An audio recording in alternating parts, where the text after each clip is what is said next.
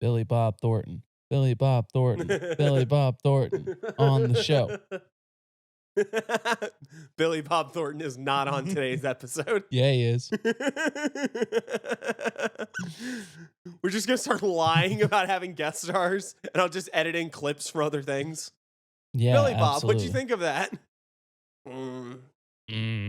Them taters. Hey, Billy Bob, what do you think about blood sacrifices for Magic? I killed Daryl Hargrave with a lawnmower blade. Oh, God. Did it work? Okay. Mm-hmm.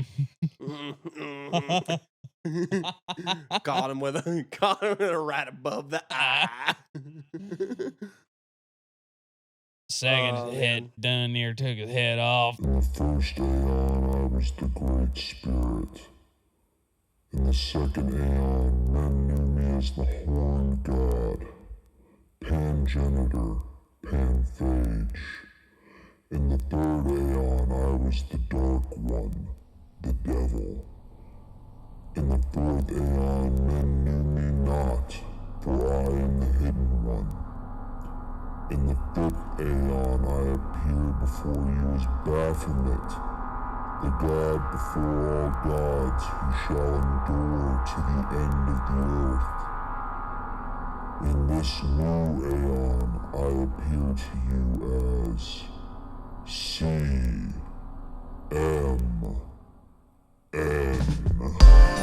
Imagine that there is a brilliant white light just above. Is commentary on the magic art. In the year of the primal force and the dawn of terrestrial birth. Oh, that was very educational. Now magic will take place. Don't be fooled by what I just said. Welcome, everyone. Welcome. I am Second Messiah Kennedy, and this is Chaos Magic News. God, I don't have one. Do you have one? Welcome to Chaos Magic News, the only podcast that needs a lot more than 3 days between resurrections. Oh, that's a good one. That's a good one. Well, that wonderful joke comes courtesy of my brainy co-host, the Rat Boy Subgenius. How you doing, Rat Boy? I'm doing fantastic. I don't have a joke that references the name this week. It's been 11 years since I joined the Church of the Subgenius. Oh yeah, it has, hasn't it? Yeah, I got an email. Wow. Yep. Why would they pick 11 years to tell you? Shit, man, I don't know. I really no idea. But it was just one of those like, oh yeah, I gave these guys $30 one time. Yeah, and now you can marry people. Mm-hmm. Yeah, that's true. How are you doing today? It's been a day, I guess. Happy, well, by the time it comes up, but you know, it's Holy Saturday. This is when Jesus comes down and he goes into hell. No. It's past midnight. It's Easter Day. Oh wow. Yeah. Yeah, we're just waiting for the big guy to come out and be like, I'm back, bitches. Who, the Easter Bunny? Yeah. Oh boy. Okay, we're already getting off to a very slow, meandering start. So let's make it worse by saying that did you see the altercation that was on our Twitter where someone was very upset at the fact that I referred to Easter practices as pagan-y shit? No, I saw your comments, but he had already blocked us by that point. But you told me about it, I think. Yeah. But tell the listeners. Well, I mean, I made a dumb meme where it's like Christians getting ready for Easter by doing the most pagan-y shit they could possibly think of. And they got really mad about that. And it's like, it wasn't even really like a jab at Christians. It's just sort of a funny ha-ha of like, you know, venerating animal images and painting eggs. And you know, these are fertility symbols. This is very like, if it wasn't commonly associated with the biggest Christian holiday, we'd be like, that's some real pagan-y shit. And he just refused to believe it, right? He just called me a liar. Like I made that shit up. Like you what? and all your damn anthropologists lying. Yeah.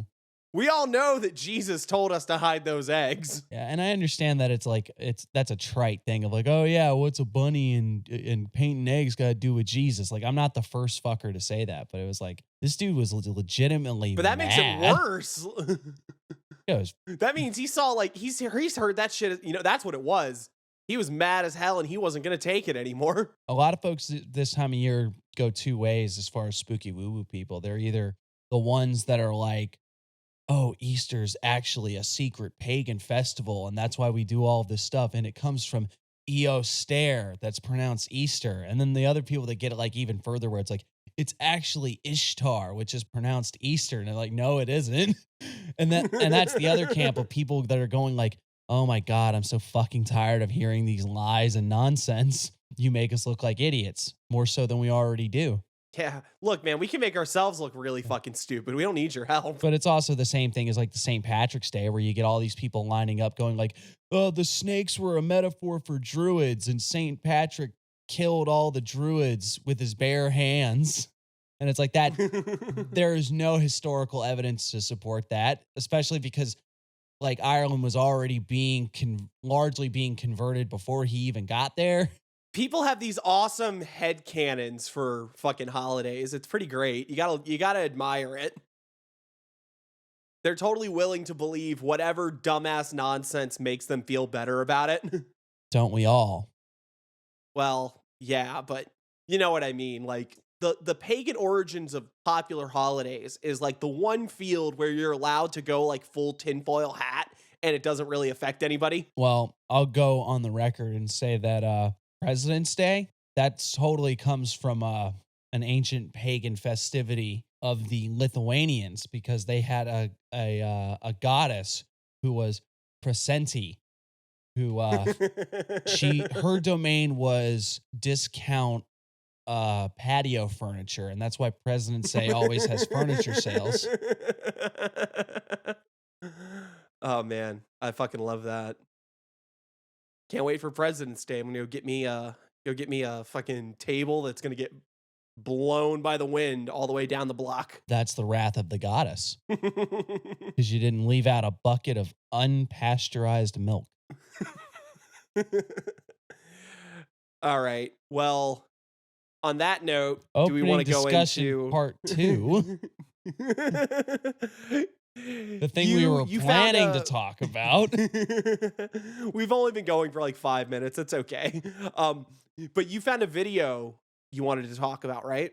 Yes, yeah. It's Angel Millar, and it is called The Forgotten Teachings of Chaos Magic. And it's only maybe 8 minutes long. Go ahead and watch it. It's only 8 minutes long. You don't even really need to watch it because it's just him talking at the camera. But it raises an interesting point that I thought was worth discussing. Right. And that point is? Hold on. I think I'm going to die. Hold on. You picked a good time to die, though, because you'll come back by tomorrow. Oh, no, shit. It's already Easter. You'll have to wait a whole year. I'll have to wait a whole year till the Dragon Balls. Never mind. I'm sorry. Sorry. We're going to get way off. So the entire gist of the video is essentially that chaos magic, as it's laid out in Liber Null, that book that nobody read, is really not about the magic. And I know what you guys are thinking, that book is full of magic, where he's ripping off Carlos Castaneda and he's telling you how to make a sigil, and there's the invocation of Baphomet and all sorts of weird, spooky, woo-woo aeonic stuff. How is this not a magic book? And he makes the argument that if you look at the time and place that chaos magic originates, which is 1970s Britain, you are looking at a very tumultuous time. Strikes are going on everywhere. There's rolling blackouts. There's infrastructure shutting down, institutions absolutely failing. It's a very bad time to be in general. Peter Carroll is discussing a philosophy that is supposed to become the thing that is going to carry you through this degenerate time. That's the word that Millar uses, is this degenerating age. What chaos magic purports to really be on a philosophical level is the abandonment of fixed ideas and fixed ideology, especially in regards to things like purpose, the nature of the human, the nature of psychology, and the nature of belief itself. And that's where we get nothing is true, everything is permitted. It's this notion that our morals are arbitrary, our social conventions are arbitrary, and that the magician eschews comfort, convention, security, and safety, because the only way that we evolve, the only way that we improve or innovate is through the face of adversity, which goes back to what we were talking about last episode when I made the comment about, would you get rid of suffering if you could? Or do we need to acknowledge that the nature of adversity, the nature of suffering, is in many ways, I won't say every instant, but in many instances, these are the things that drive you. The way you get better is because there's a challenge that you have to meet. He throws out the idea that if you're doing sigil magic in your bedroom, you kind of miss the point. Listening to it made me think of something that I kind of want to give people a quick taste of real quick. So if you don't mind, I'm going to read this little section from another work that I felt was relevant.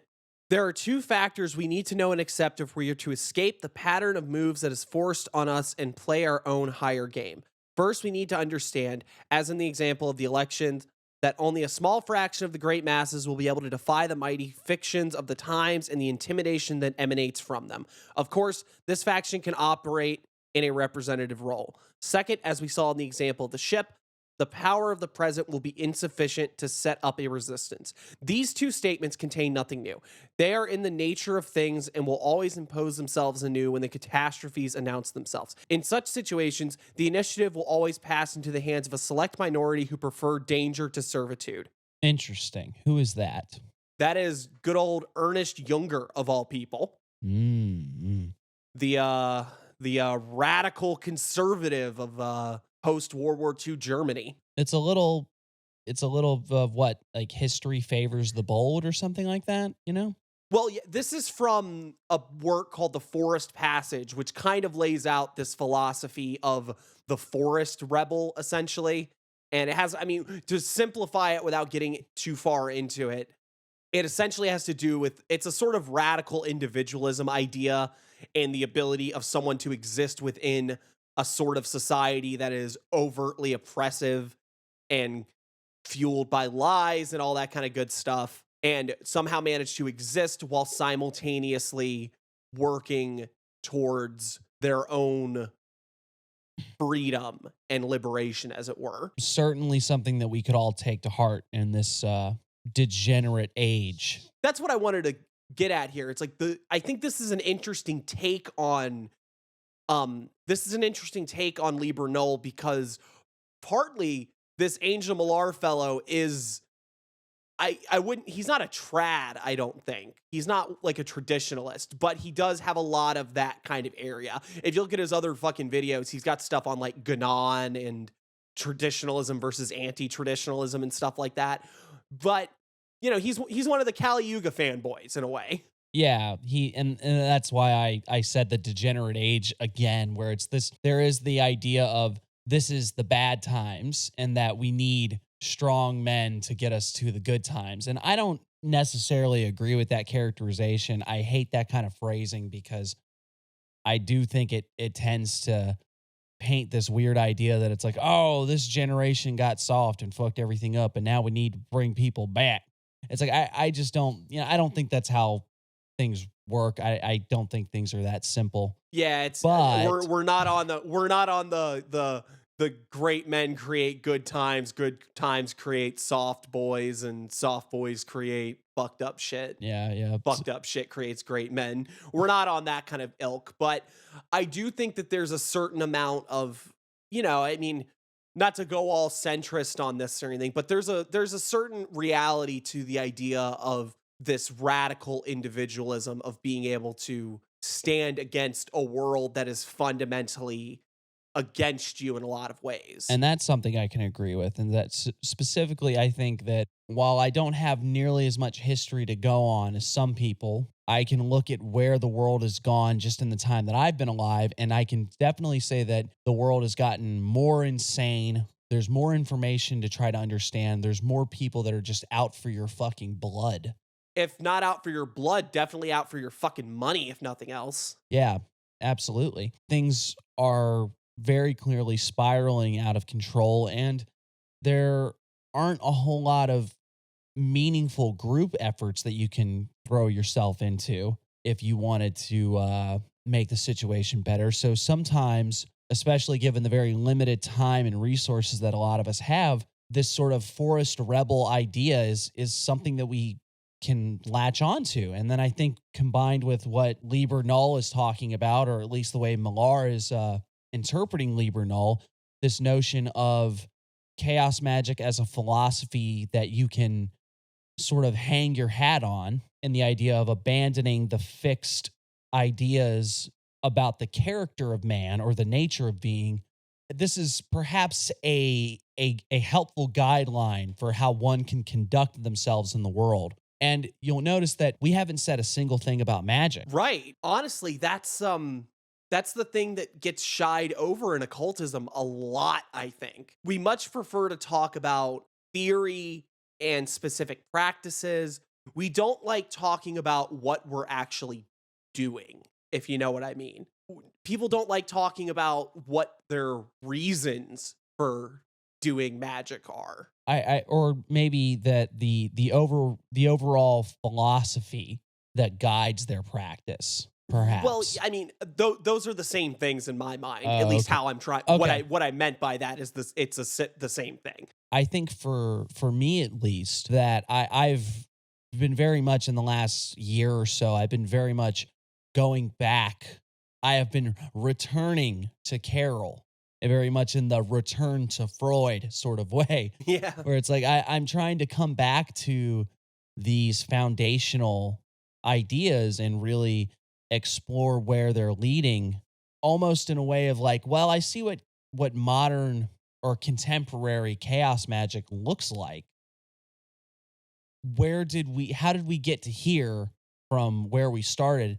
And not to be snooty, but I think very much what's missing is this sort of thing, is that you have people that are super cool with doing magic in their bedroom, and they're by and large the same person that they were when they started doing magic. Not to toot my own horn or anything, but we have an article up on the site that I wrote months ago. The revolution will not be sigilized.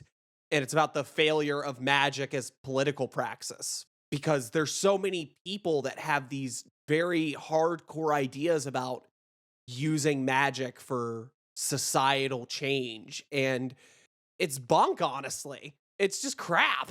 Very few people will take that shit out of their bedroom.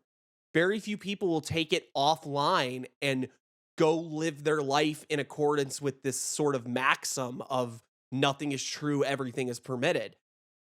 And it's disheartening in a lot of ways. I think it can be disheartening, and it can be disheartening when you look back in the mirror and think like, well, shit, I'm not the forest rebel. I'm not the high magus that's always one step ahead of the police raid, to quote another Carroll writing. Yeah. You realize that there's a lot of your life that it's like, damn, this is very much convention and convenience and safety and security.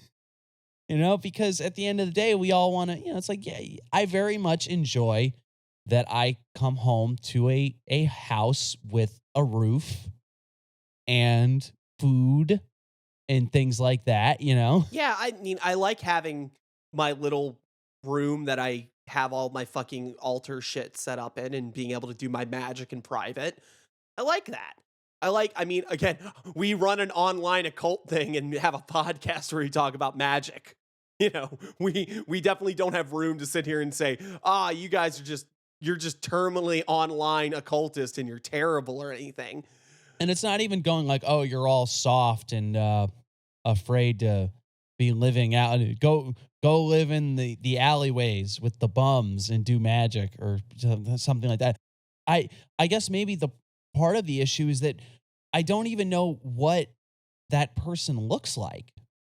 Because I have like romanticized, unrealistic notions of like what an absolute radical coyote might look like in the world, where they have no job, yet they always have money.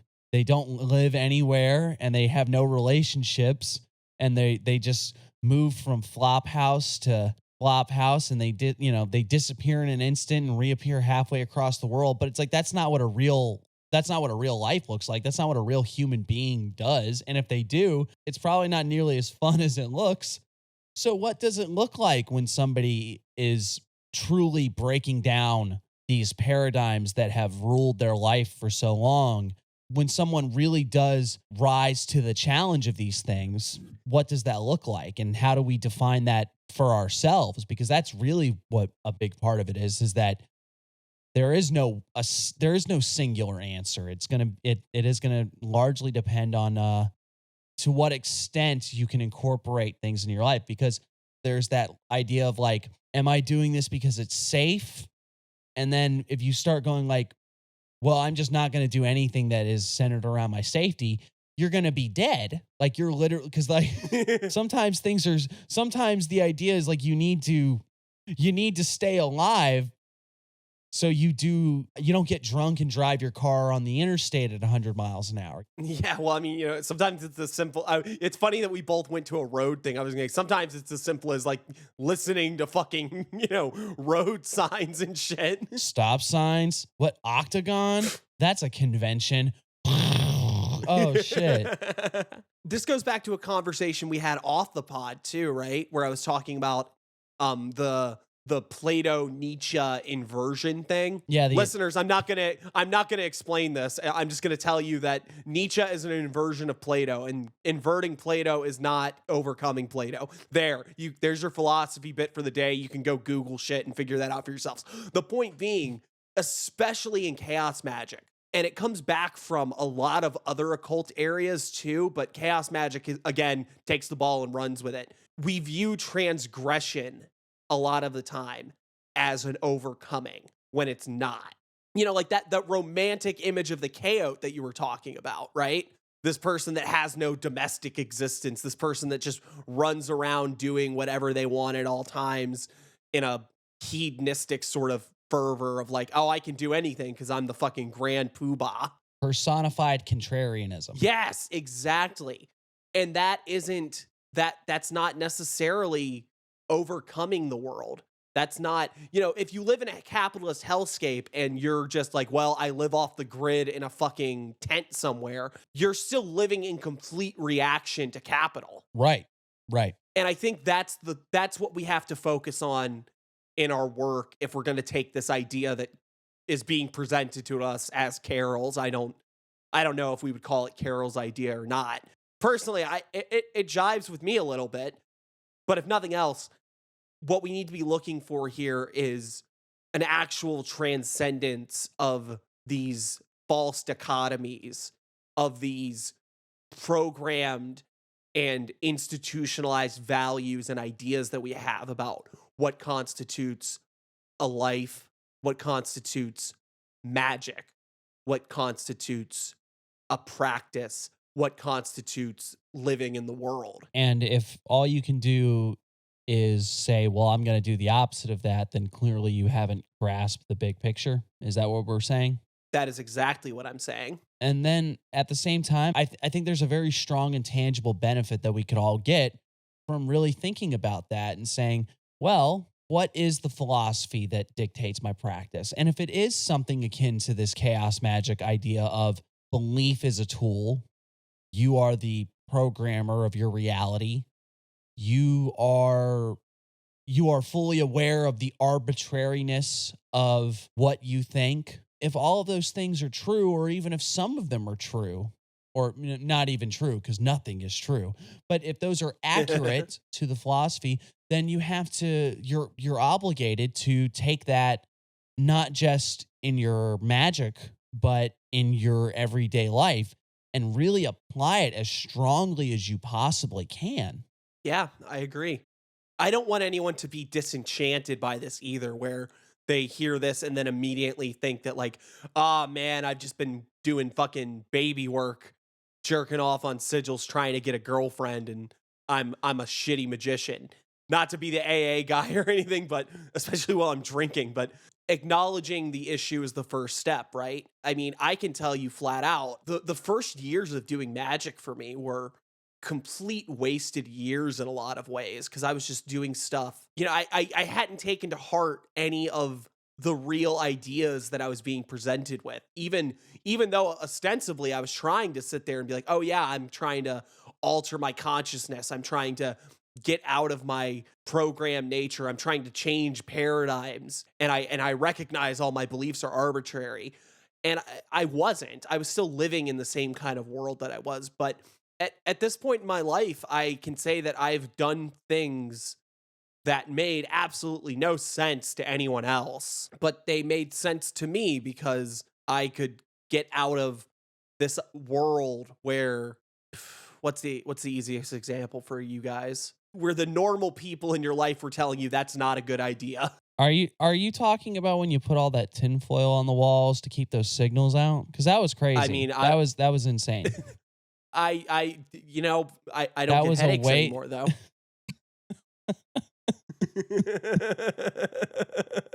I'm just telling you, you could have done it with parchment paper, and you would have saved The parchment paper's not thick enough. you would have saved 7 cents a foot. That's all I'm saying. Square foot. I think two things. One, you can never say it was wasted years, because it's always that time is a flat circle thing, right? Where if there's one moment that you've experienced in your life that is like this was worth it, you have to acknowledge that everything that happened before it was necessary to get you to that spot. And that means everything that happens after was necessary. For you to be here right now, you had to be there while you were dicking around, not understanding the tools that you were playing with. And then two, I don't want this to come across like we're saying, oh, the spooky rituals and drawing sigils on stuff, that is not what this is actually about, because there is an importance to understanding the right tool for the right job. And sometimes the answer is, I need to draw a sigil on something. Sometimes the answer is, I'm going to astral project to my neighbors and haunt them because they'll get liquor afterwards. Because they'll bring me a bottle of liquor. Yeah. Oh boy. No, but for real, sometimes that is the proper solution, because like, what else are you going to do? Sometimes you're in a situation where you're in a situation where it's like, I don't have something on the physical plane that I can really do to solve this. So I need to go for the non-local response. Whatever, that's good. That is what being a good magician is. It's knowing, when do I need to go punch someone in the nose? When do I need to go and do like a poppet of them or whatever? That is the discernment that makes you good at this. It's like our boy Matt talking about the tarot thing, where it's like, people just pulling tarot because like, oh, do they like me or not? And it's like, what do you mean you don't know? But, and then I made the counterpoint with him. It's like, sometimes you don't know what to do, and it can give you a medium to operate in. It's knowing when to pick up the tarot deck and not. That's what we're saying, is that there is more to being a magician. And specifically, there is more to being a chaos magician than the practical application of spooky nonsense.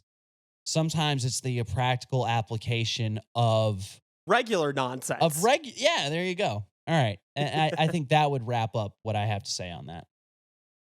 The end. Yeah, I think that's, it's funny. I was sitting here, I was trying to formulate in my head, like, well, we're going to have to come up with like some sort of like, well, we don't have all the answers, folks, but of course we have the answers. Of course we came to a rational, good conclusion for that segment, because we rock. What the fuck are you talking about? I don't know. I'm trying to be positive. I gave the Discord a whole speech about radical optimism, so I'm trying to be positive. Hey, listeners, you should go join our Discord. No. Don't tell them that yet. I have something later about that. Oh, guys, don't join our Discord till you hear the other thing. All right. Do we want to go on to the favorite segment of CMN? Okay. Yes, but whose favorite section is like who? Is it the viewer's favorite? Is it your favorite? Is it our favorite? Is it Bones I think Only's it's definitely favorite? our favorite. Okay. I think it's my It's favorite. not Johnny Francis. It's not Johnny Francis's favorite. Johnny Francis's favorite segment is usually the wrap up because he likes the jokes at the end. Oh boy, we need more CMN cast members to put on the episodes. I think honestly, it's my favorite section. Hey, because- wait. Hi, I'm Johnny Francis. Damn it. Johnny Francis wants to do the jingle this time. Johnny Francis can burn in hell. What? No.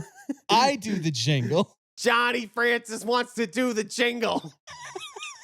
Johnny Francis knows that's your job, but it wants to be his job. Fine. This week, Johnny Francis can ask. What's in the news? Oh, you know that thing I said about we need more kooky cast members for CMN? You're rethinking I was it, ain't wrong. ya? We need to get rid of all of them. We need to actually. never do this again. Wait, what's that club? All right, what is in the news indeed? Hey, CMN listeners. Oh, man. Bones Only here. CMN executive producer. I clubbed Johnny Francis over the head with a steel pipe. He'll be back next episode. Oh God. Okay. What do we have in the headlines?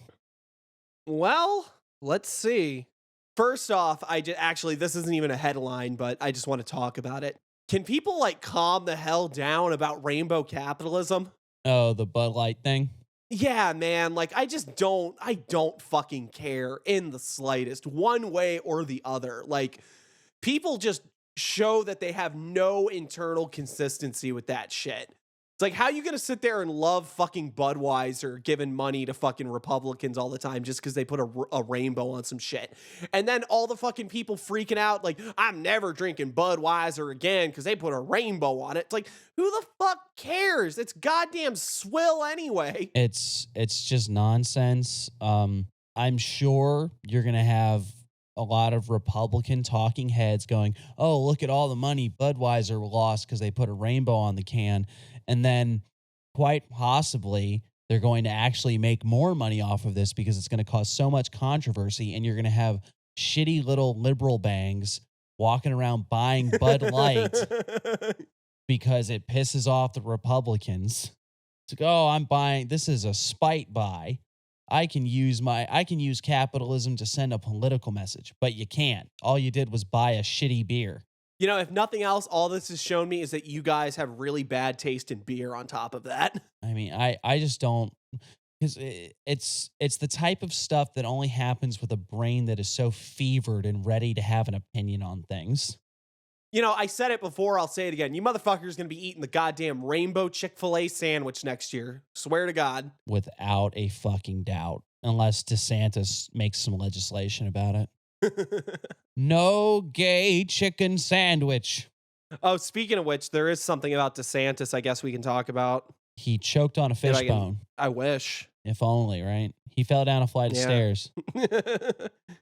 He saw a banana peel and was like, I must go. My people need me. He said, I'm a monkey. And Naruto ran at it full speed. He said, I'm coming, Mitch. And then... It's not even good. It's just DeSantis threatening Disney with fucking taxes and tolls. You're really showing Disney, man. I mean, what? Like, threatening in what way? Like, he's like, oh, I'm gonna get you.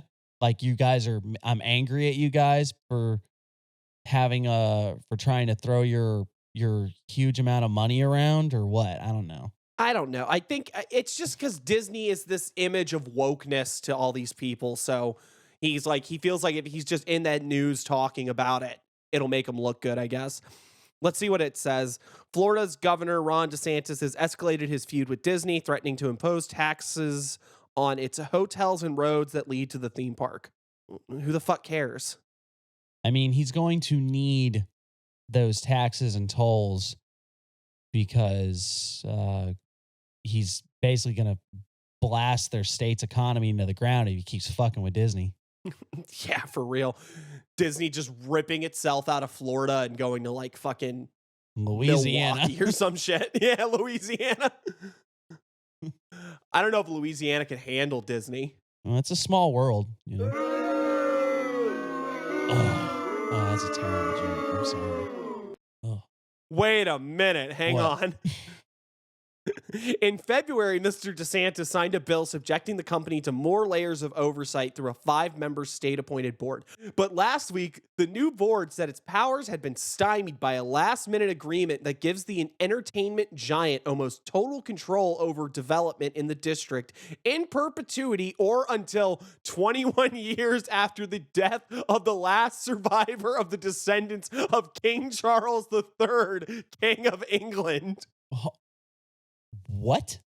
What? That's magic as hell. That's a curse right there. If you can't beat them with logic, you baffle them with bullshit. And I have been baffled, my friend. What? That's fucking amazing. I need legal eagle, man. Like somebody, like, can I get somebody to explain this shit to me? Like, how did that come up? After the final descendant of. After the 7th son of the 7th son. What the fuck? I thought the Disney princess was like a character stat. I didn't know it had a place in the monarchy. What the fuck? That's fucking amazing. What the actual hell is that? I don't even. Well, I'm glad that this continues to be a clusterfuck because it really just proves what we've been saying all along.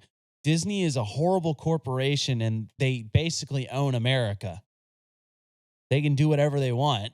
And apparently they even have the Queen involved somehow.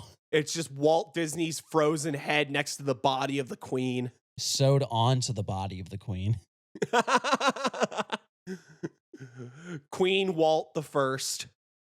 Intelligence leak exposes U.S. spying on adversaries and allies.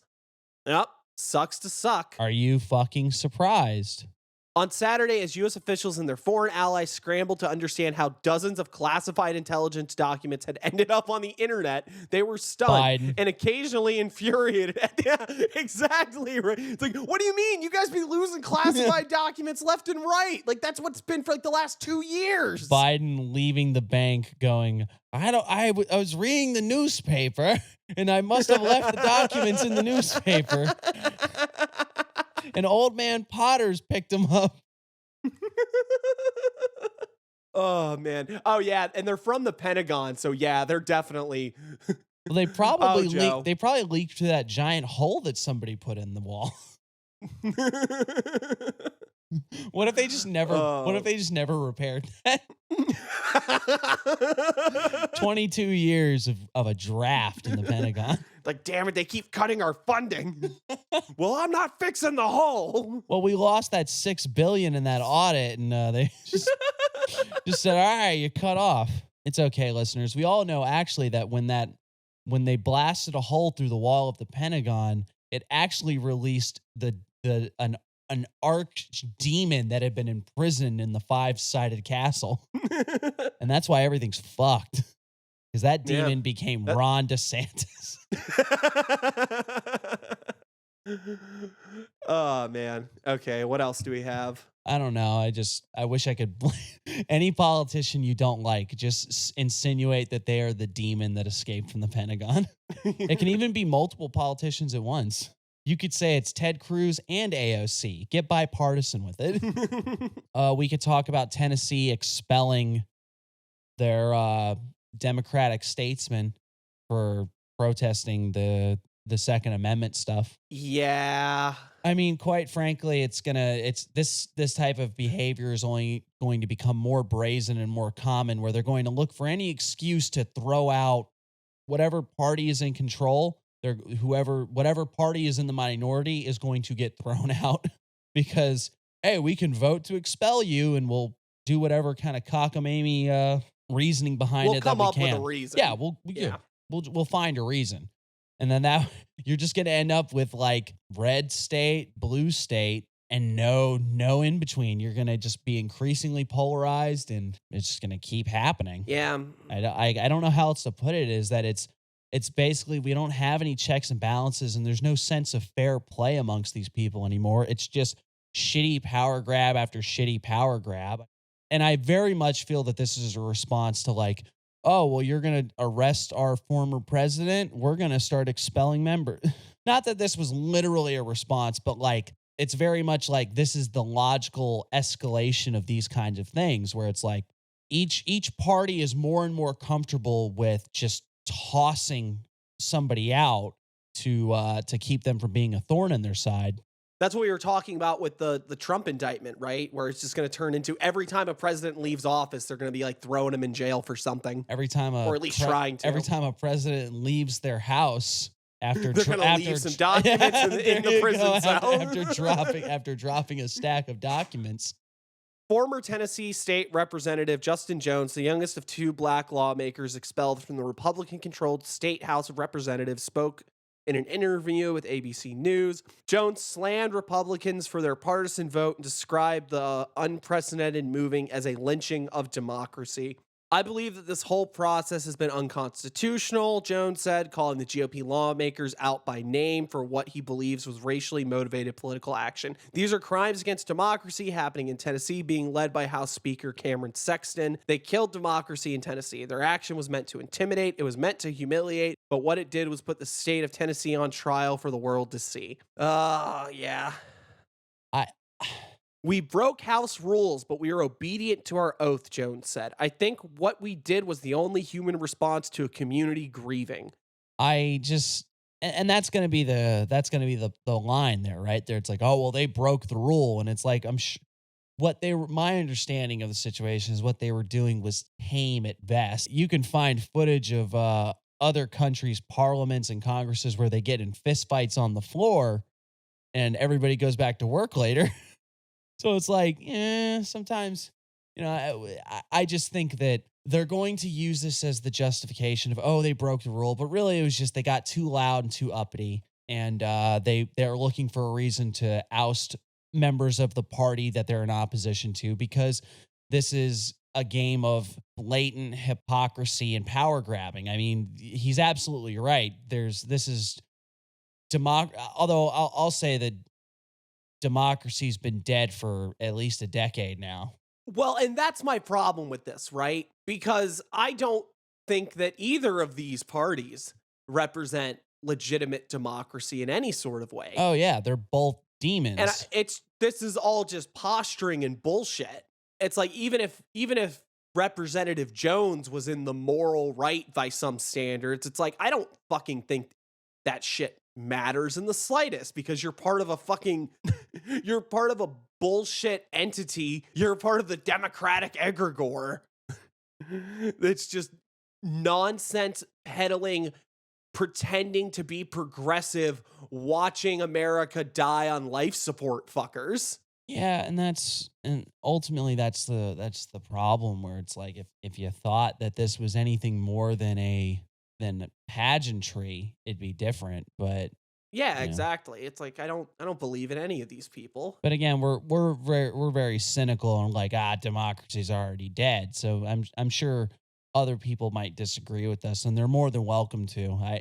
It's just. I mean, yeah, but I think it'll be interesting to watch the long-term effects that stuff like this is going to have if states become so brazen. Like if it gets up to the federal level, it'll be very interesting, but you're going to start seeing things affect.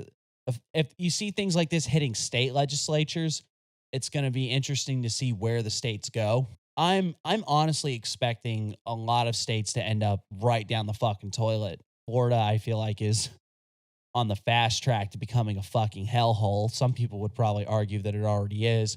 I know Tennessee ain't really topping the charts as far as like best states to live in to begin with, but when we end up with legislatures that just have unchecked power because there's absolutely no opposition to them, what are these states going to look like? It's probably not going to be good.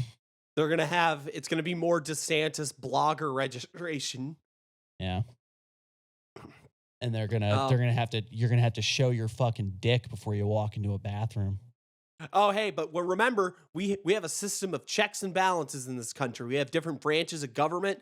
We got the legislature, and we got the executive, and we got the judicial. And maybe clearly the legislative branch is going down the toilet, and the executive branch just seems to be going off the rails, especially in the last 2 elections. But that judicial branch, I'm sure there's something good going on there, right? Clarence Thomas fell down some stairs. It is Clarence Thomas. I know. I already know it. Clarence Thomas is incredibly based and dragon pilled in that. Callbacks. Sorry. No, Clarence Thomas is there's calls for Clarence Thomas to be expelled from the Supreme Court due to corruption allegations, which is not a surprise to anybody that understands Clarence Thomas's personal associations and his fucking voting history. Like, this is obvious shit. We all knew this. It's just... Oh, but you're completely right about him being dragon-pilled as a motherfucker. You want to hear what his explanation for it was? That my brain is very smooth, and I didn't realize this was illegal. Supreme Court Justice Clarence Thomas on Friday explained his failure to disclose trips paid for by a friend, conservative billionaire Harlan Crow. Thomas said in a statement that Crow and his wife Kathy are dearest friends and that he and his wife had joined them on family trips for years. This is the best part, though. Early in my tenure at the court, I sought guidance from my colleagues and others in the judiciary and was advised that this sort of personal hospitality from close personal friends who did not have business before the court was not reportable. They told me it was okay. He's going full-blown like Burger King worker got caught smoking a fucking J in the bathroom and like everyone else was doing it. It's fine, right?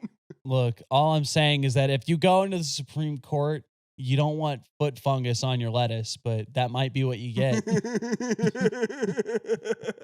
Burger King foot lettuce.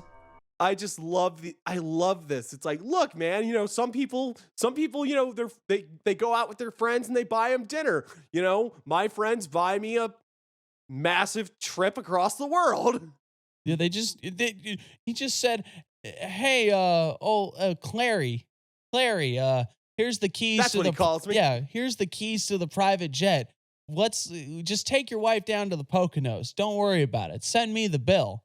Like, oh, fuck. It's like, what the fuck? The fact that Mr. Supreme Court Justice is friends with a conservative billionaire, it's like that should already be a red fucking flag. But we just don't give a shit. Oh God! I'm sure you find this shit about every single one of those Supreme Court justices. Every single one of them.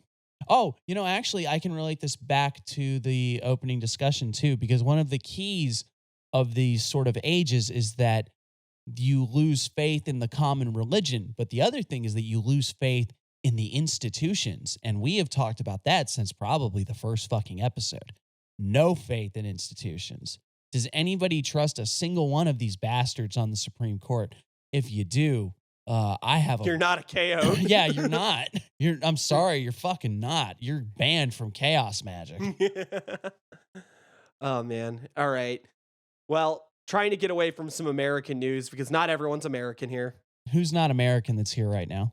I don't know. One of the listeners. Our new character. Oh, no. CMN correspondent for Ren. I'm not going to do... if I do any sort of accent or voice, it's going to be problematic.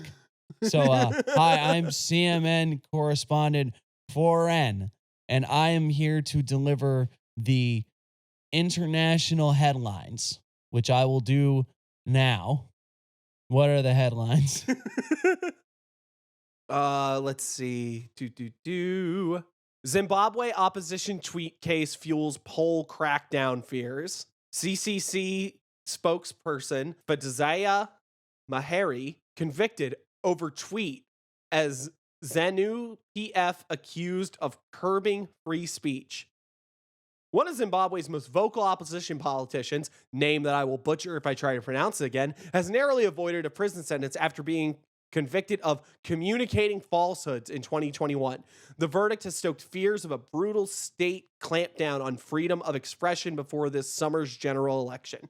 You know, it's weird, right? Because you almost feel like this is probably an American headline in about 5 years.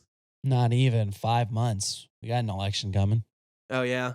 I mean, and that's the thing is I think that, not that this is accurate, but I believe that the perception for a lot of people is that they're so accustomed to like, oh, look at the backward democracy of the third world.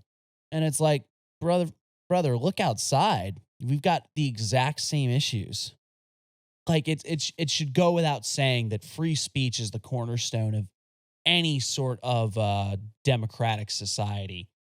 If you're not free to say what you believe, if you're not free to say what you think, then what are you free to do? And it's fucked up. It's brutal. The idea of putting something on social media. I mean, we live in a world where sometimes we worry that what we put on social media might get us in trouble at our job, or it might make it hard for us to find employment or something like that. But could you imagine tweeting and then being worried that the government is going to come lock you up? And granted, that's still a problem in America, but to the far less extreme. And then I think that part of it is that there's very much the idea of you will be jailed for saying the truth, which I think is probably what the big fear here is. The idea of spreading falsehoods.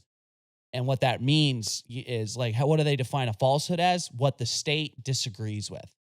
And on the social level, it's the same thing, right? Because for better or worse, the Twitter mobs will come after you for saying stuff that the majority doesn't fucking like, whether you agree with that or not.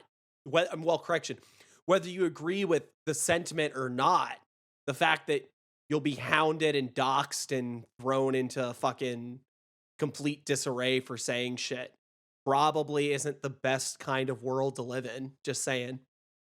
It's not. Again, it's the sort of thing that we were talking about earlier too, where it's, how do you put yourself in a position that insulates you from that sort of thing? One, there's not being online at all. Like, being in a position where you could like cut the walk away from the screen, close your eyes. Close your eyes. How is cyberbullying real? But on another level, there is that the William Burroughs quote that, I'm not running for office and I'm not a politician. I don't have to I don't have to deal with anybody's stupid opinion. Yeah, agreed. But it's a difficult one where there's always going to be somebody coming for you if you are honest about what you think. Just the way it works. Yeah. But I think we can all agree that the government shouldn't be the one that is coming for you. Free speech is just like I said, free speech is the cornerstone of any democratic society. And that's one of those free speech is the cornerstone of any free society. Absolutely. And speaking of social media and various entities telling you that you can't say shit, Twitter accused of censorship in India as it blocks Modi critics. Canadian politician, poet, an Indian PM, and journalist are among 120 accounts that have been withheld. Elon, what the fuck, dude? Yeah, right. It's I hate to say it, but I talked about social implications. I talked about the government doing it, but we definitely shouldn't have fucking corporations colluding with governments or singular government officials to fucking do it either, obviously. Oh, but when they banned Trump, it was fine. Fucking lib cuck. I told everyone that I thought it was hilarious that Trump got banned, but I didn't think it was right necessarily. I mean, there's also that thing of like, it's their platform. They can technically do whatever the hell they want, right? No. You need to nationalize Twitter right this fucking second. Yeah, I think that it's an interesting thought. I mean, there's also the idea of like, well, where does free speech stop and end? And start and end. And I very much err on the other side of it. It's like, to a certain extent, I think social media sites are obligated to honor free speech. I base this solely on a gut feeling that I have because when people start saying things that I disagree with, I'm like, just blight them from the internet, to tear them away from their families, throw them into a pit, put them in the jail, put them under the jail. Put them under the jail. I mean, but I think we all understand, there's certain things where it's like when there's somebody advocating fucking genocide, it's like,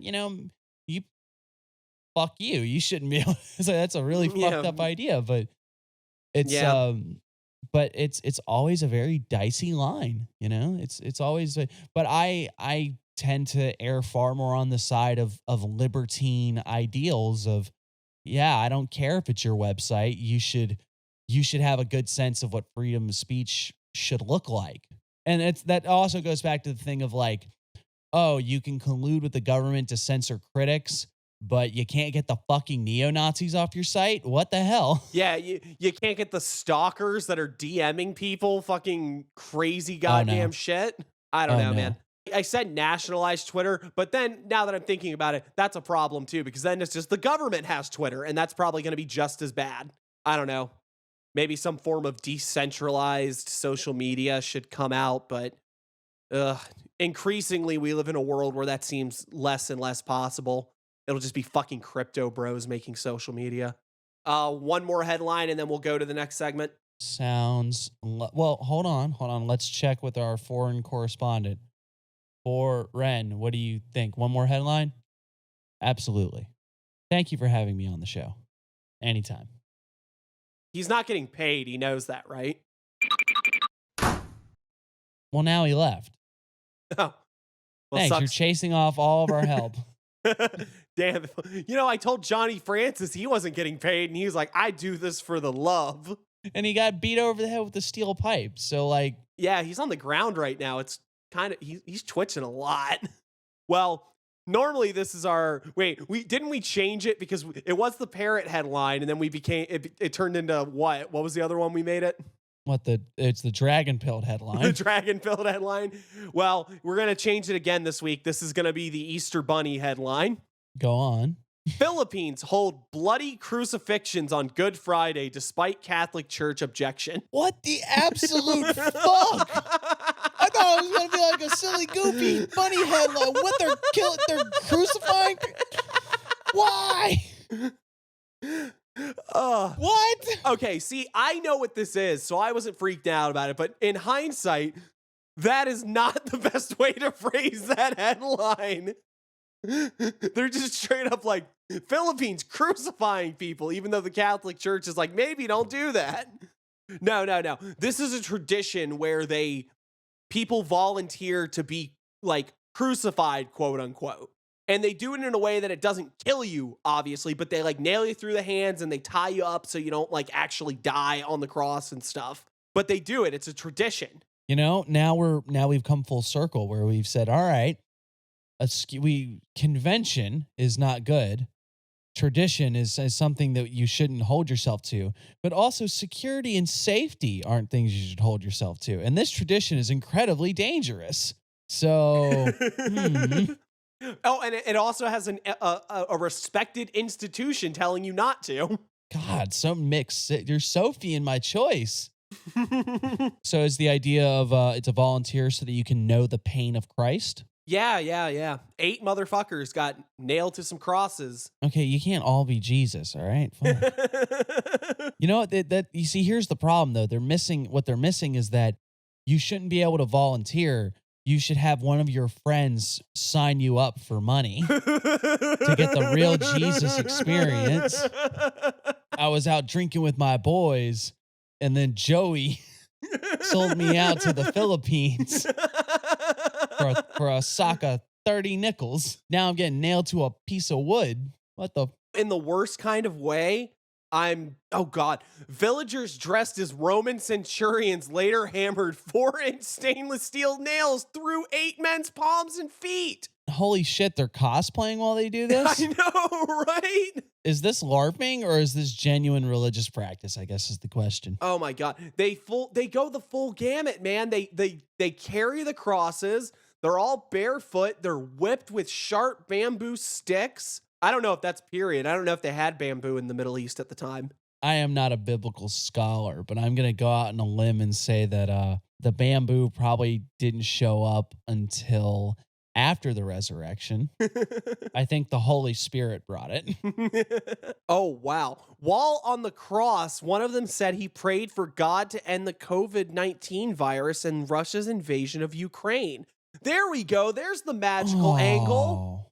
No, think about it as a way to experience gnosis. I absolutely agree with that on that. And it would probably be excruciating. But I think maybe if I had the opportunity. Honestly, I think maybe? I would too, in a weird way.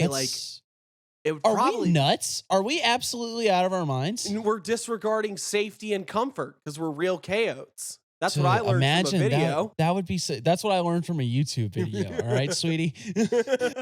How many people could really say that in their life? 8 people that year. So if that's an average year, I mean, like, shit, that's still, you're still in such a small number. Could you imagine? Yeah, that's, man. Honestly, you have to admire the religious commitment to something like that too. Oh, absolutely. Joel Osteen's not going to get nailed to a goddamn cross to stop COVID. Yeah, because he's a coward. Yeah. And could you imagine going through that, and while you're absolutely suffering, you're praying to God and saying, like, hey, God, there's a lot of other people suffering right now. Can you help them out? That's kind of beautiful. It is. It's genuinely beautiful. That I'm glad we read this one because that was the spot of bright light that we needed after all of that shit. And it's absolutely in the midst of an absolutely insane practice, I'm sure. Like, yeah. Man, I mean, because I'm sure everybody's looking, it's like, look at these backwards crazies, religious nuts doing that. And then we're just looking at it. It's like, that's universal compassion.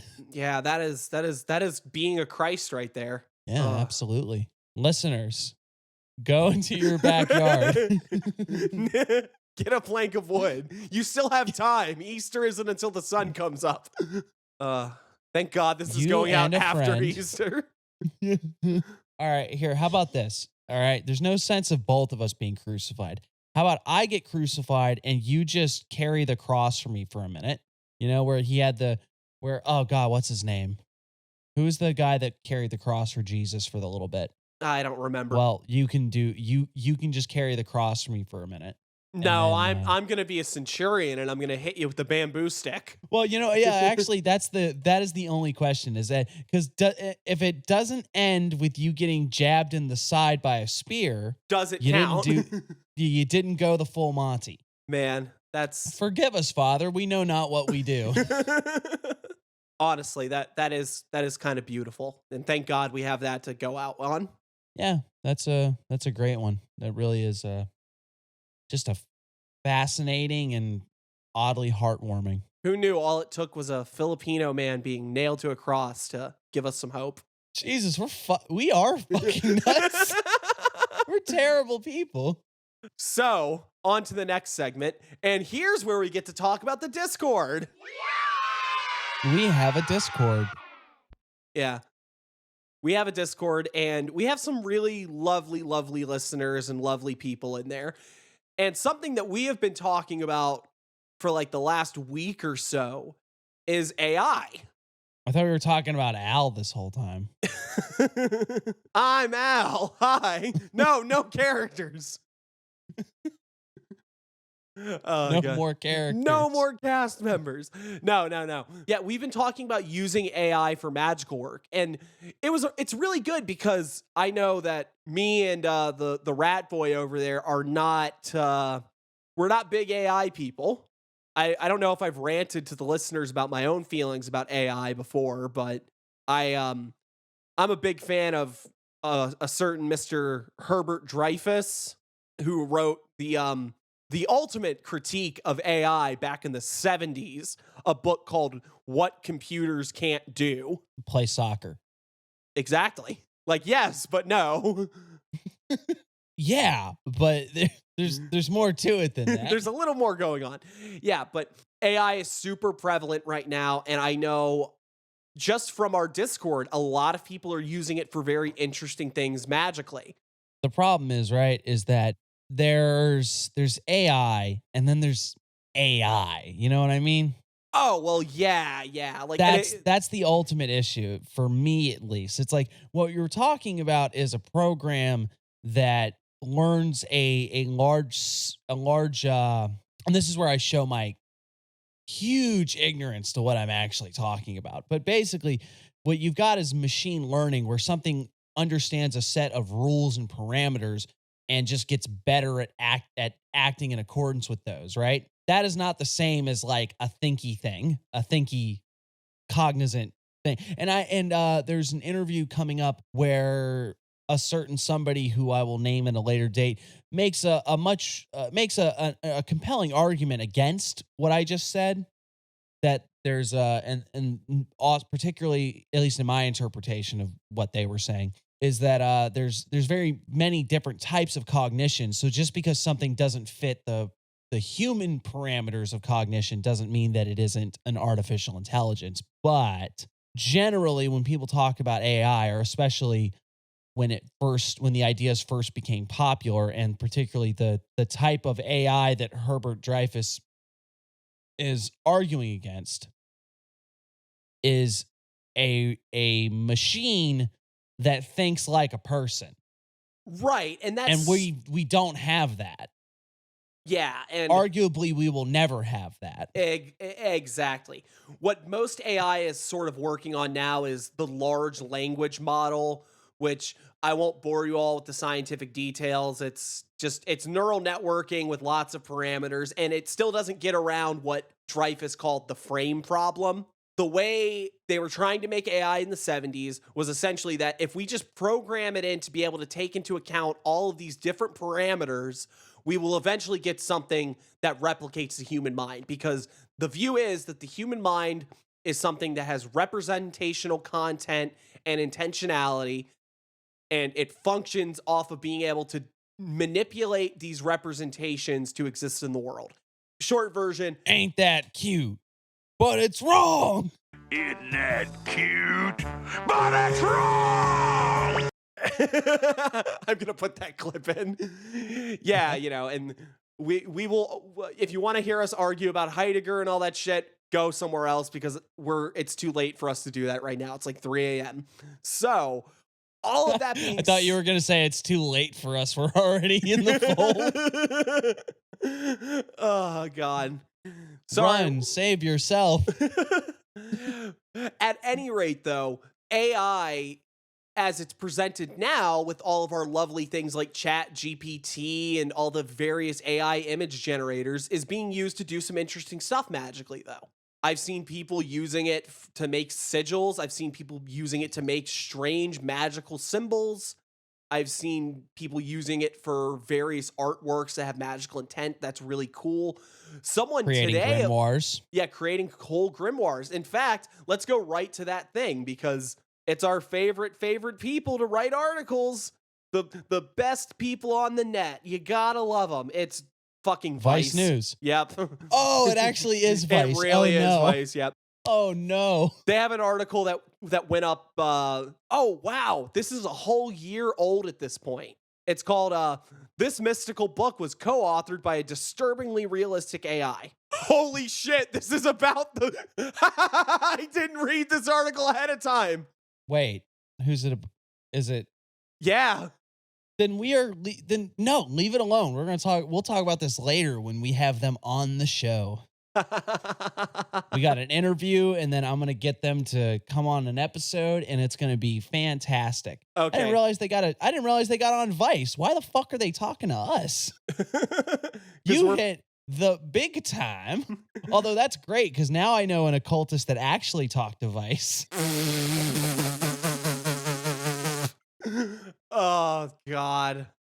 I guess barring that one, in the world of AI, there's various people having some interesting criticisms and discussions about it.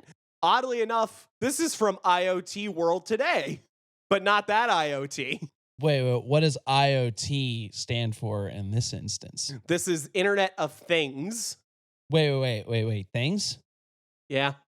Do these things look like things? On the internet, yes. Do they also sound like things? Perhaps. I'm intrigued. Go on. So this is back from 2019, but I think it leads to a very interesting, it's an interesting place that this leads us to, given where AI has come in the last almost 4 years. Ahem. This is called AI Hype. Time to move beyond magical thinking. And it opens with the infamous occultist Aleister Crowley once defined magic as the science and art of causing change to occur in conformity with will. Crowley advocated by adding an extra letter to the end to differentiate ritual from card tricks, optical illusions, and other types of parlor magic. But the concept of magic, I went into the Bill Heidrick's magic thing. But the concept of magic is so broad it includes any mundane action. Commuting to work is thus magical, and getting a cup of coffee is yada, yada, yada. We all know this. Because that concept is so all-encompassing, the occultist Donald Michael Craig narrowed the scope of the definition to describe acts of will that cause change using means not currently understood by traditional Western science. These days, the term artificial intelligence often sounds a whole lot like magic. Both AI and magic often represent a collision between the esoteric and the scientific. And on the one hand, AI is often a marketing catch-all term for an array of products using information technology or cloud computing-based processing. On the other hand, black box machine learning systems make unexplained decisions. Though grounded in math and logical algorithms, the decisions they make can be challenging to interpret. According to a metaphor to describe the situation, data goes into a black box and decisions come out. It's worth pointing out that researchers are working to overcome the machine learning so-called interpretability problem. Andrew Howard, the chief executive officer of Kudelski Security, believes the level of hype surrounding artificial intelligence is excessive. When most vendors say artificial intelligence, you could really do a search and replace with software. Howard personally subscribes to a classical definition of artificial intelligence, which describes machines making independent decisions based on mathematical modes. An artificially intelligent machine can thus mimic intelligent behavior based on stored representations of the world. There's the problem you were just talking about. That's exactly what I'm pointing Stored out. representation of the world. You'll have to cut this because this isn't going to be anything important. Just thinking about it. All right. The notion that we're walking around with symbols of the world in our head, right? You have a symbolic thing of the world in your head. The idea that you're when you see an apple, you're not experiencing the apple. You're experiencing like this neural form of apple, if that makes sense, right? Yeah, sure. That is possibly one of the biggest disservices to those sort of Blakean ideas of the imagination as being divine faculty, right? Oh yeah, I agree entirely. Because and that goes back to like the idea of like if you understand the world as man being in the world, if you understand the and then even to a less Heideggerian extent, but the idea of the non-duality, right? Where if you have a non-dual understanding of the world, right, then your thoughts are not an abstract thing apart from the world. Your thoughts and your ideas and your mental phenomena are just as much a part of like this beer bottle. It's just as much a part of the world as the beer bottle that is sitting in front of me. Yeah, agreed. Okay, so you're with me on that? Mm-hmm. So if I have something going on in my head, like say I'm in a trance state and I am dealing with something that is akin to a spirit, if we go with the idea that I am carrying a representation of the world, if I am dealing with symbols, for lack of a better term, I guess, a symbolic whatever. If I'm dealing with if I don't have the world in my head, if I'm not experiencing the world, I'm experiencing representation, then that thing, that thought, that is a mental whatever that doesn't have any bearing on the world outside. All right. If you have a non-dual, if you have a Heideggerian interpretation, it becomes much easier to make the argument that this spirit is something of the world. Oh yeah, I mean that's exactly that's my whole theory on magic. Magic is disclosure. Magic is revealing the world in a certain way. And that's why we bang against the psych model so much, right? Because this excludes people like Lon Milo, and this excludes people like our favorite person in the world, Matt from Chaos Tarot, who have much better understandings of the mind in relation to magic than most people. But this is for the psych model crowd that says magic stops at the end of your nose sort of thing. Jungians. Yeah, fucking Jungians. At any You don't have rate, to, no, for real, you don't have to keep that in the episode. That was for our benefit. Like, for real. No, I want to keep that because I like it. Okay. Yeah. All right. Well, in that case, I will add one more thing. Cousin Kenneth Grant said that he believed that there was no greater faculty to magic than the mind's image making faculty. And if you have a representational model, then it's just a thing. Image making is just the regurgitating of the things you've experienced out in the world, but you didn't really experience them anyway because you didn't, you're only dealing with, and that almost becomes a whole other thing, but I'll leave that alone. But if you understand the world as being the world, or here's the other one. If you understand experience in terms of Kia and chaos, perhaps, of the point of your will, or because it is the first day of the writing of the book of the law, or second day now because it's Easter. If you understand things in terms of the boundless extent of Our Lady of Space and the singular point, Nuit and Hadit, perhaps, or Kia and chaos, or whatever, then the image making faculty is literally that. It is the image, it is the making. It is something that is just your idea. The idea of a purple cow in your head is just as much as part. And now it's not as much of a part of the world in the same way, but it is just as much of the world as anything else. Right. I agree entirely. People are going to be so mad because I said we were going to talk about AI, and then we ended up being like, yeah, you know what? Let's talk about all the underlying stuff of AI. It's why AI can't do magic, okay? There. You can do magic with AI. It can't do it for you. Even the person we were talking about, I found they had a very interesting thing because they would give stuff to the AI. The AI, they'd put stuff in the black box. Things would come out of the black box, and they would have to do something with it because otherwise it doesn't have anywhere to go. Might be a reciprocal relationship, an exchange, an embodiment of what this process can put out, but you have to embody it. Okay, that leads to the other thing I wanted to talk about. And it's not another article. It's another conversation I had with one of our lovely Discord people who I'm not going to name because I don't know if it's all right for us to say who people are in the Discord. So if you want us to say your name, I guess tell us in the Discord. Either way, we'll splice it in later. Yeah.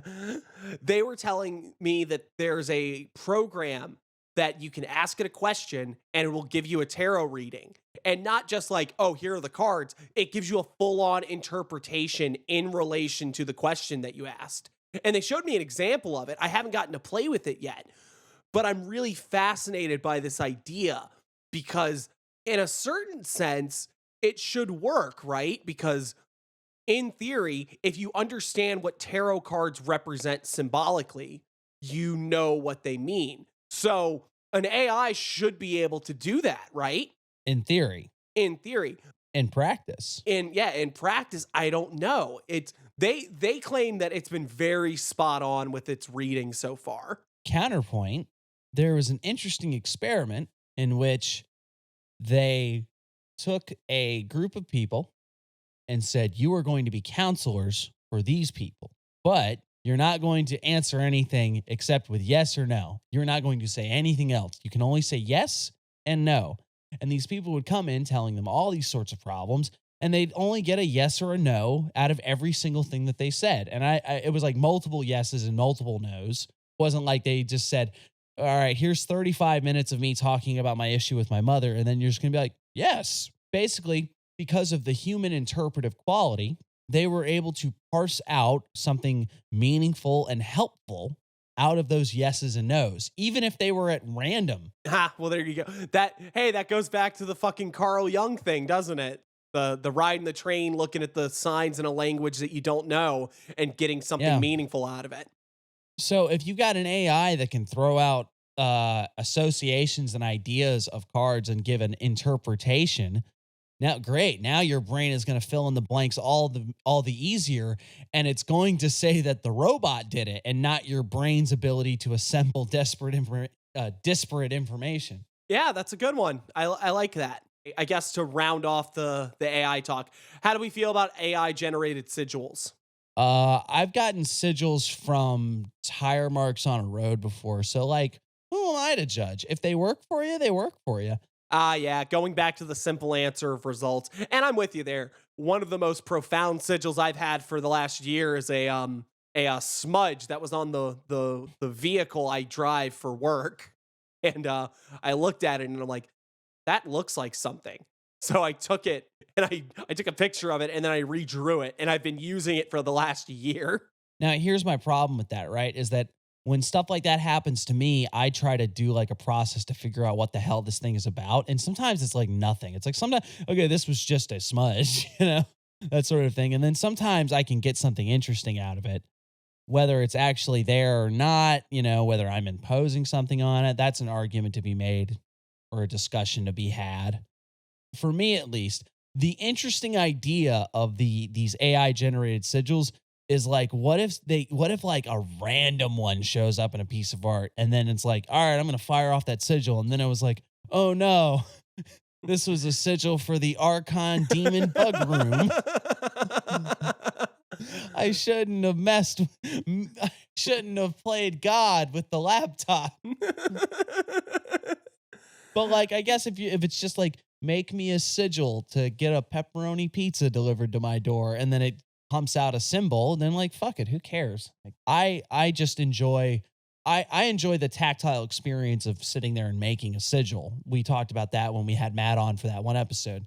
I like sitting there and doing it, but it's not different. It's no different than Chaos Tarot sigil generator or anything else. You get some program to make you a symbol or a piece of art for some practical purpose, and it does what you need it to do, then more power to you. Yeah, I'm with that. Well, the last thing I want to talk about is in relation to an article written by a Mr. Ross Duthot. I don't know if that's how you say his name. I don't really care. Fuck him. Fuck him. He's probably an AI generated pundit. He's not even a real person. Check his hands. How many fingers he got? He wrote something at the beginning of March called The Return of the Magicians. And I'm going to read just a little section that someone else stole from another article that led me to it. It's an interesting article if you can read it. You got to fucking get around the New York Times. Well, you got to get around the New York Times telling you to like, please give us money so you can read articles on the internet. And it's like, no, fuck you. No, you're owned by Jeff Bezos. No, that's Washington. No, that's HuffPo. No, that's one of the Harry Potter things, right? Oh. It's not surprising in this age of frustration and remystification that our thoughts and efforts might turn back to the magician's art in search of powers that might help us escape the limits of our island planet, our paltry lifespan, the crooked timber of our nature. But not simply back to the old magic of spells and incantations, though there is a lot of that these days as well. Instead, in the UFO fascination and the AI enthusiasm and the drug-enabled psychonaut explorations, we see attempts to link magic to science or to deploy science to do magic using telescopes or chemicals or vast computing powers to discover or create what the old magicians tried to conjure, namely beings that can enlighten us, elevate us, serve us, and usher in the age of Aquarius, the singularity, or both. Chaos magic. I mean, yeah, you're exactly. You're describing what chaos magic is all about at this point. What I wanted to talk about there was just the idea that is the reason that the AI boom has gotten to so many fucking people, is that part of the occult revival? Oh. Is that the same? Is that really what it is? Are we all just looking for God in this degenerate age, as fucking the guy in the beginning of the video talked about it? Is that why so many people are so willing to throw out their hat and be like, "Oh yeah, AI is the future"? I think so. And it's occult revival. It's Aeon of Horus, if you like. It's the new Aeon of the chaos magic, whatever you want to call it, the neo shamanism, I suppose, whatever. It's the new era. But whatever it is, however you want to model it, you could totally make the argument that this new AI obsession is a similar facet of that people that aren't even occultists are like, oh yeah, AI is the future and all that stuff. It's the same reason that we're obsessed with the Mars colony now. It's why we all saw that Black Mirror episode where they made like a digital afterlife and they're like, whoa. The only episode of Black Mirror I saw was where he had to fuck a pig, so I'll take your word for that. That was literally the first episode, and you picked the right time to stop watching. Black Mirror episode ruined my marriage. Oh my God, no. I'm sorry. No. We didn't do a singing bit yet. We had to throw it in there. It's the rules. But for real, yeah. I mean, this is all marks of the similar problem, is that because the occult revival isn't the occult revival because like a ghost is around going like, all right, you will all be witches again. It's because we're in an era of institutions falling apart, whether that be the good old time religion or the belief in a functional democracy or an economic system that promotes exponential growth. All of these things are falling on their faces, and we all got to go back to the forest. Yeah. And what's that look like? We're all grasping for something. So yeah, I'm sure the AI. And then also I could just make the argument that it's like a bunch of untalented hacks that had no ability to make pretty images can now just smack their keyboard with their flipper hands and produce artwork. I'm not bitter at all. You're still a really good artist, even though AI can do it better than you in about 5 seconds. Look, all I'm saying is that Mickey Mouse doesn't have a fucking soul, and neither does AI art. Everyone in our Discord that's doing AI art or doing AI anything, I'm gonna give y'all a noogie. No, I mean it's and like for real, it's personal preference. I'm not interested. It's not my jam, but people are doing exciting things with it, and the future is untamed and untamable. And I am excited to see what more forward thinking people than me can do with it, as I'm a curmudgeon-y Luddite that is going back to 50-year-old books at this point saying,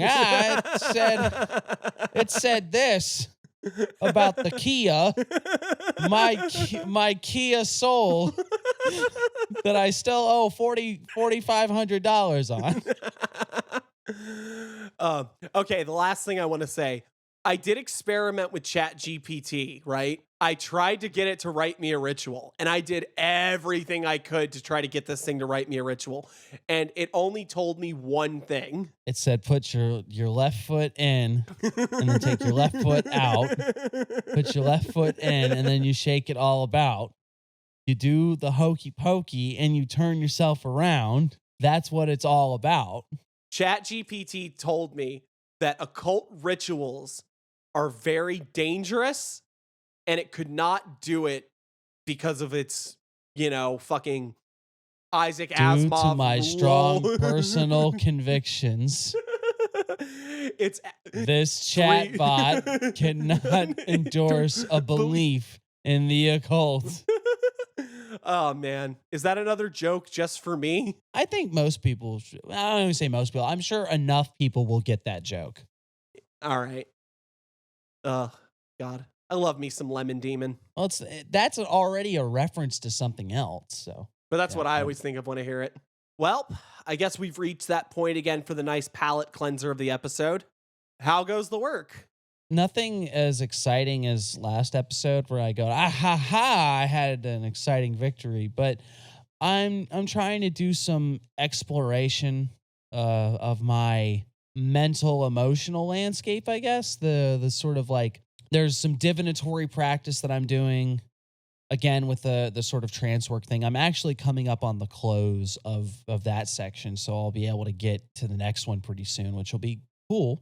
You know, excited. But there's and I don't want to use the word internal, but you know, mental, emotional, spiritual, those things that are of illumination of that sort of personal transformation is what I'm trying to get at right now. Frankly, I haven't had much going on of note this week.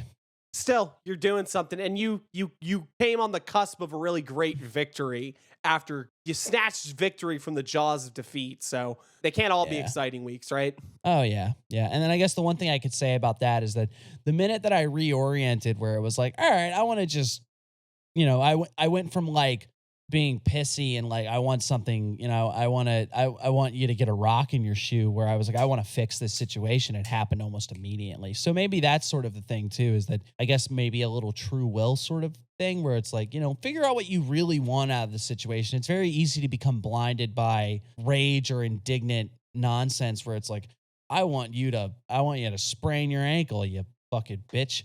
But you know what you really want is, I want this situation to be resolved so I can not fucking care about it anymore. Yeah, that's good. How about you? Anything super notable or interesting? Well, you know what? You got Casper the friendly ghost still, or nah? That they're gone. I managed to get them out of here, so that's good at least. Chucked him down a wishing well. Yeah. That's a joke just for you.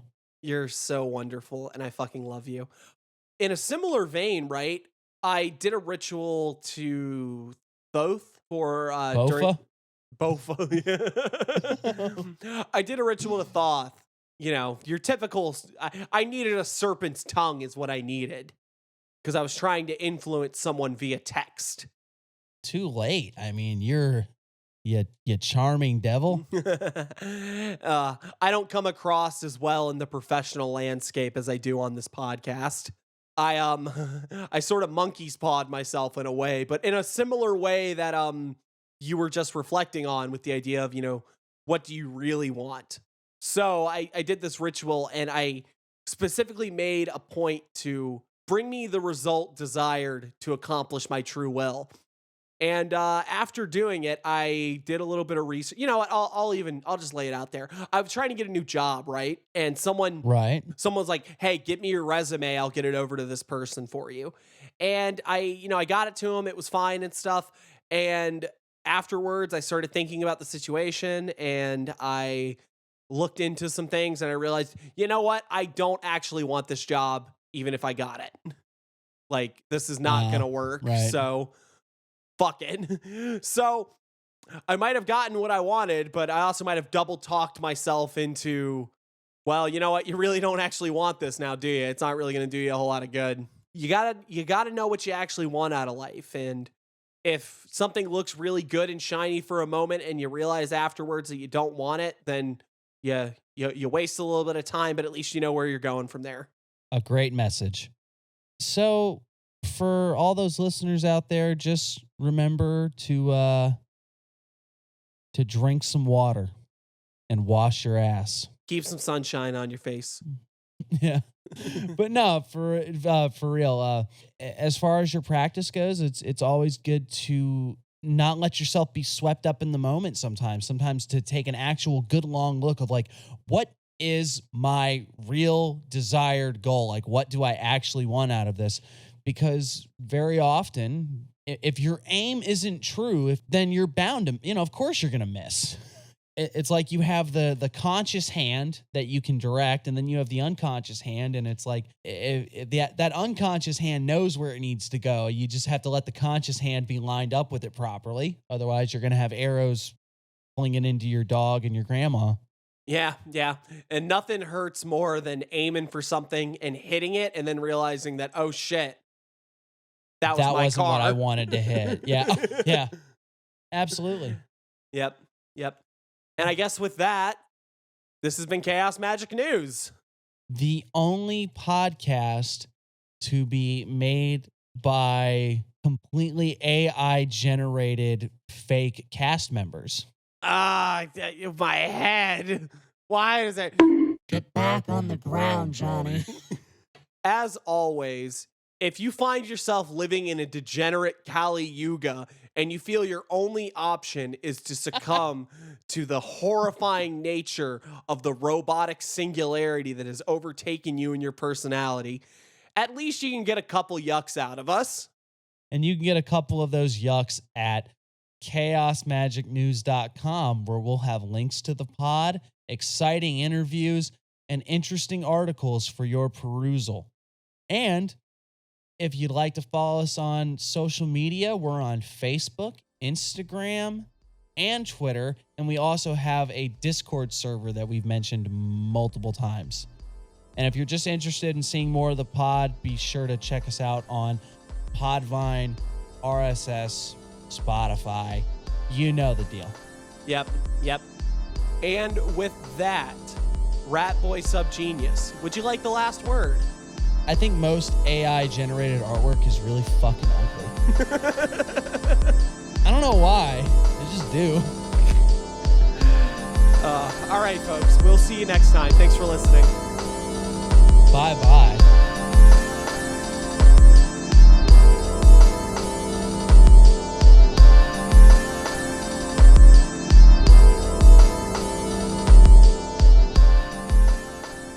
Put that shit in MS Paint. It probably look better. Go fuck. Oh, shit.